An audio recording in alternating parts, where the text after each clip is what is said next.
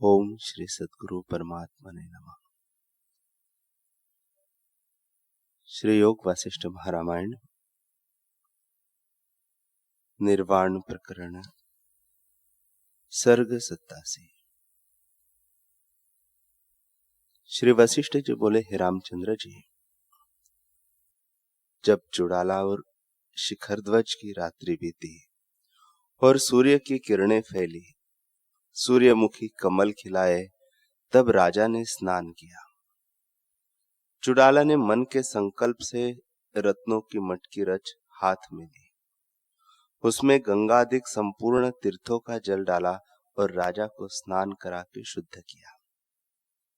तब राजा ने संध्यादिक सब कर्म किए। तब चुड़ाला ने कहा, हे राजन, मोह का नाश करके सुख पूर्वक अपने राजकाज करने चाहिए, जिससे सुख भोगे। राजा बोले, हे देवी, जो तुम्हें सुख भोगने की इच्छा हो तो स्वर्ग में भी हमारा राज्य है और सिद्धलोक में भी हमारा राज्य है, इससे स्वर्ग में विचरे। चुड़ाला बोली, हे राजन, हमको न सुख भोगने की इच्छा है न त्यागने की इच्छा है, हम तो ज्यों के त्यों हैं। इच्छा और अनिच्छा तब होती है जब आगे कुछ पदार्थ भासित होता है, पर हमको तो केवल आत्मा ही दिखता है। स्वर्ग कहा और नरक कहा, हम सर्वदा एक रस स्थित है।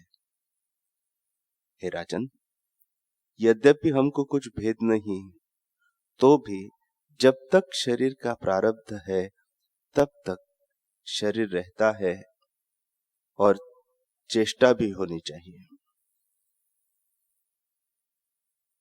और की चेष्टा करने से अपने प्राकृत आचार को क्यों न कीजिए।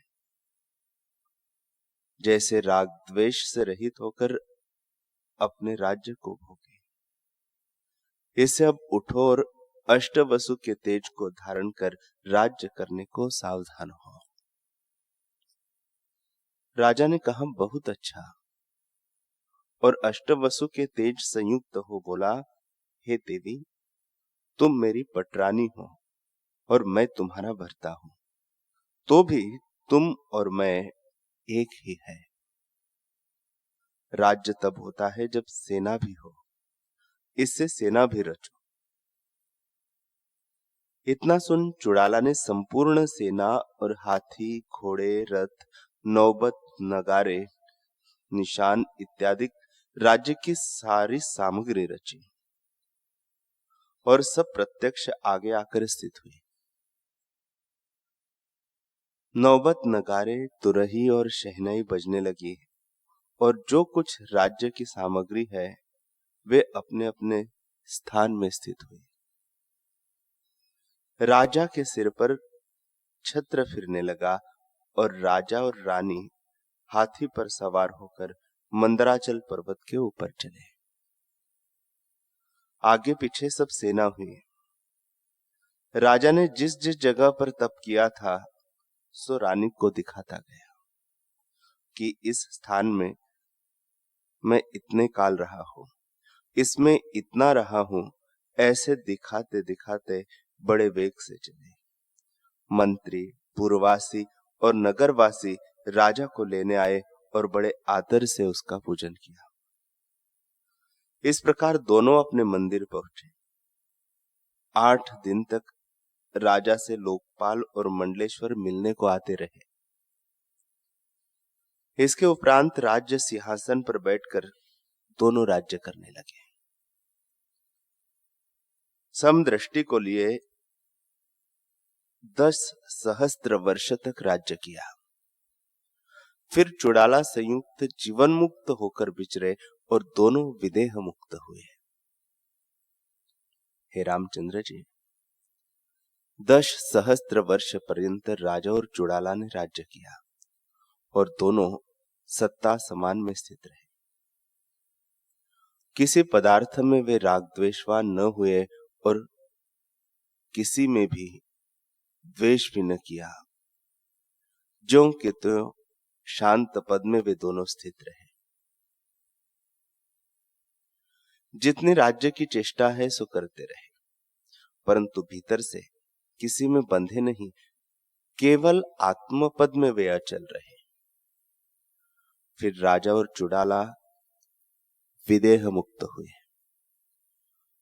जैसे अपने को जानते थे, उसी ज्ञान के बल से परम आकाश अक्षोभ पद में जाकर स्थित हुए, और जैसे तेल बिना दीपक निर्वाण होता है, वैसे ही प्रारब्ध वेग का क्षय होने पर निर्वाण पद को वे प्राप्त हुए।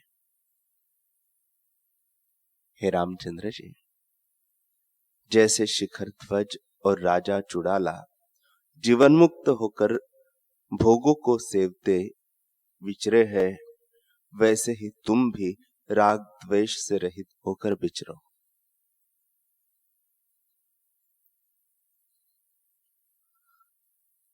श्री वशिष्ठ जी बोले, हे रामचंद्र जी, शिखर ध्वज का संपूर्ण वृत्तांत मैंने तुमसे कहा। ऐसी दृष्टि का आश्रय करो जो पाप का नाश करती है। उस दृष्टि के आश्रय से जिस मार्ग के द्वारा शिखर ध्वज तत्पद को प्राप्त हुआ और जीवन मुक्त होकर राज्य व्यवहार करता रहा, वैसे ही तुम भी तत्पद का आश्रय करो और उसी के परायण हो, आत्मपद को पाकर भोग और मोक्ष दोनों को भोगो। इसी प्रकार बृहस्पति का पुत्र कच्छ ने भी बोध पाया है। राम जी ने पूछा, हे भगवान, जिस प्रकार बृहस्पति का पुत्र कच्छ बोध को प्राप्त हुआ, सो भी संक्षेप से कहिए। श्री वशिष्ठ जी बोले, हे रामचंद्र जी,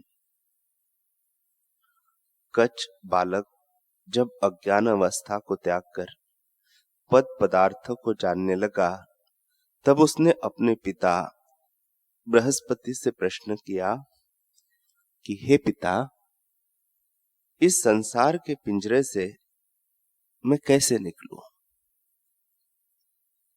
जितना संसार है वह जीवत्व से बंधा हुआ है। अनात्म देहादिकों में मिथ्या अभिमान करने को जीवत्व कहते हैं। जिसमें अहम त्वम माना जाता है, उस संसार से कैसे मुक्त हो? बृहस्पति बोले, हे तात, इस अनर्थ रूप संसार से जीव तब मुक्त होता है जब सबका त्याग करता है। सर्व त्याग किए बिना मुक्ति नहीं होती। इससे तू सर्व त्याग कर, जिससे मुक्त हो। वशिष्ठ जी बोले, हे रामचंद्र जी, जब इस प्रकार बृहस्पति ने कहा, तब कच्छ ऐसे पावन वचनों को सुन ऐश्वर्य का त्याग कर वन को गया और एक कंदरा में स्थित होकर तप करने लगा। हे रामचंद्र जी,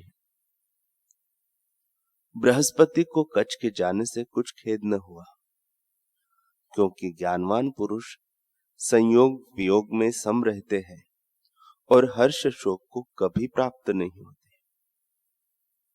जब 8 वर्ष पर्यंत कच्छ ने तप किया, तब बृहस्पति ने जाकर देखा कि वह एक कंदरा में बैठा है। तब वह कच्छ के पास आ गए। कच्छ ने पिता का पूजन गुरु की भांति किया। बृहस्पति ने कच्छ को गले लगाया। तब कच्छ ने गदगद वाणी से प्रश्न किया कि हे पिता, 8 वर्ष बीते, मैंने सर्वत्याग किया है, तो भी शांति को नहीं प्राप्त हुआ। जिससे मुझे शांति हो सो कहो। बृहस्पति ने कहा, हे तात, सर्व त्याग कर, जिससे तुझे शांति हो। ऐसे कहकर बृहस्पति उठ खड़े हुए और आकाश को चले गए। हे रामचंद्र जी, जब बृहस्पति ऐसे कहकर चले गए, तब कच्छ आसन और मृगशाला को त्याग कर और वन को चला और एक कंदरा में जाकर स्थित हुआ। 3 वर्ष वहां व्यतीत हुए तो फिर बृहस्पति आए और देखा कि कच स्थित बैठा है। तब कच ने भली प्रकार गुरु की तरह उनका पूजन किया और बृहस्पति ने कच को गले लगाया। तब कच ने कहा, हे पिता, अब तक मुझे शांति नहीं हुई। मैंने सर्वत्याग भी किया क्योंकि अपने पास कुछ नहीं रखा। इसे जिससे मेरा कल्याण हो वही आप कहो। बृहस्पति ने कहा, हे तात, अब भी सर्वत्याग नहीं हुआ। सबके कारण चित्त का जब त्याग करेगा तब सर्वत्याग होगा। इससे चित्त का तो त्याग कर। श्री वशिष्ठ जी बोले, हे रामचंद्र जी, ऐसे कहकर जब बृहस्पति आकाश को चले गए तब कच विचारने लगा कि पिता ने सर्वपद चित्त को कहा है, वह चित्त क्या है? प्रथम वन के पदार्थों को देखकर विचारने लगा कि यह चित्त है। फिर देखा कि ये भिन्न भिन्न है, इसे ये चित्त नहीं। और नेत्र भी चित्त नहीं, क्योंकि नेत्र श्रवण नहीं और श्रवण नेत्रों से भिन्न है। श्रवण भी चित्त नहीं, इसी प्रकार सब इंद्रिया चित्त नहीं, क्योंकि एक में दूसरे का अभाव है। फिर चित्त क्या है? जिसको जानकर मैं त्याग करूं। फिर विचार किया कि पिता के पास स्वर्ग में जाऊं।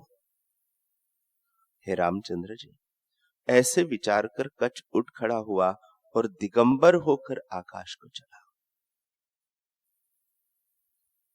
जब पिता के पास पहुंचा तब पिता का पूजन करके बोला, हे 33 कोटि देवताओं के गुरु, चित्त का रूप क्या है? उसका रूप कहिए जिसमें मैं उसका त्याग करूं। बृहस्पति बोले, हे पुत्र, चित्त अहंकार का नाम है। वह अज्ञान से उपजा है और आत्मज्ञान से इसका नाश होता है। जैसे रस्सी के अज्ञान से सर्प दिखता है और रस्सी के जानने से सर्प भ्रम नष्ट हो जाता है, इससे अहम भाव का त्याग कर और स्वरूप में स्थित हो। कच बोले, हे पिता, अहम भाव का त्याग कैसे करूं? अहम तो मैं ही हूं, फिर अपना त्याग करके स्थित कैसे हो? इसका त्याग करना तो महाकठिन है।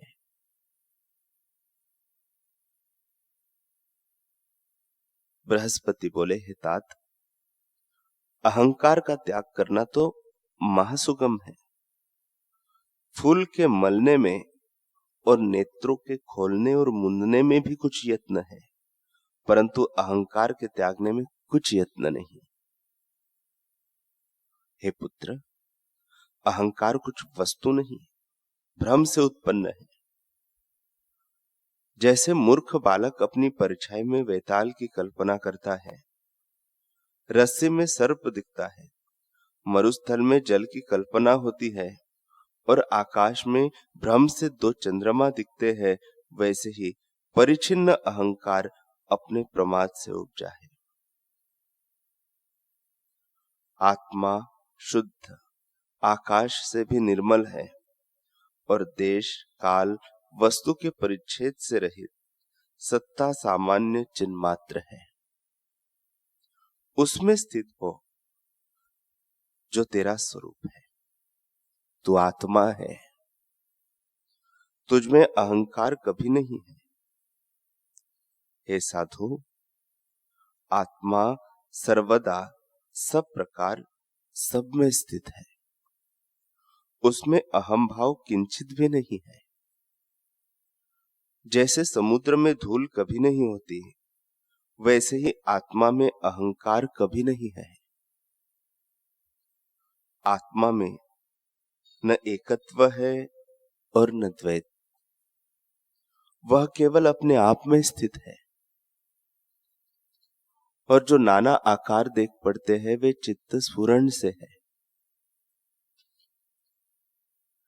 चित्त के नष्ट होने पर आत्मा ही शेष रहता है। इसे अपने स्वरूप में स्थित हो, जिससे तेरा दुख नष्ट हो जाए। जो कुछ यह देख पड़ता है, इसमें भी आत्मा है। जैसे पत्र, फूल, फल सब बीज से उत्पन्न होते हैं, वैसे ही सब आत्मा का चमत्कार है।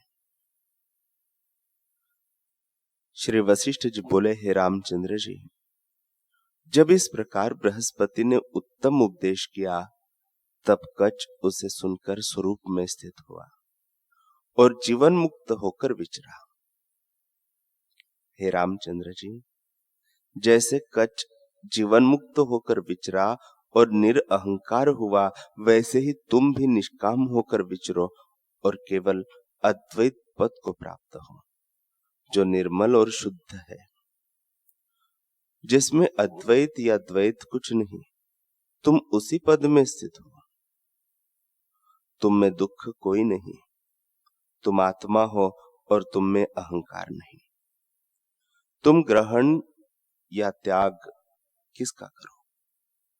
जो पदार्थ हो ही नहीं, तो ग्रहण या त्याग किसका हो? हे रामचंद्र जी, जैसे आकाश में फूल नहीं, तो उसका ग्रहण क्या और त्याग क्या, वैसे ही आत्मा में अहंकार नहीं। जो ज्ञानवान पुरुष है, वे अहंकार का ग्रहण और त्याग नहीं करते। मूर्ख को एक आत्मा में नाना आकार दिखते हैं। इसे किसी का शोक करता है और किसी का हर्ष करता है। तुम कैसे दुख का नाश चाहते हो? दुख तो तुम में है ही नहीं, तो तुम कैसे उसका नाश करने को समर्थ हुए हो? जो कुछ आकार भासित होते हैं, वे मिथ्या है, पर उनमें जो अधिष्ठान है, वह सत्य है। मूर्ख मिथ्या करके सत्य की रक्षा करते हैं, फिर मेरे दुख नष्ट हो ऐसी कामना करते हैं। श्री राम जी बोले, हे भगवान, तुम्हारे प्रसाद से मैं तृप्त हुआ हूं और तुम्हारे वचन रूपी अमृत से अघा गया हूं। जैसे पपीहा एक बूंद को चाहता है और मेघ कृपा करके उस पर वर्षा करके उसको तृप्त करता है, वैसे ही मैं तुम्हारी शरण में आया था और तुम्हारे दर्शन की इच्छा बूंद किनाई करता था, पर तुमने कृपा करके ज्ञान रूपी अमृत की वर्षा की। उस वर्षा से मैं अघा गया हूं। अब मैं शांत पद को प्राप्त हुआ हूं। मेरे तीनों ताप मिट गए हैं और कोई वासना मुझ में नहीं रही। तुम्हारे वचनामृत को सुनकर मेरा जी नहीं भरता। जैसे चकोर चंद्रमा को देखकर किरणों से तृप्त नहीं होता, वैसे ही तुम्हारे अमृत रूपी वचनों से मैं तृप्त नहीं होता।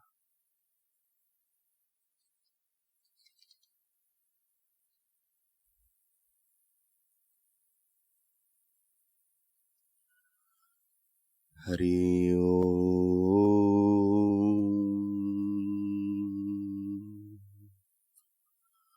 हरि ओम।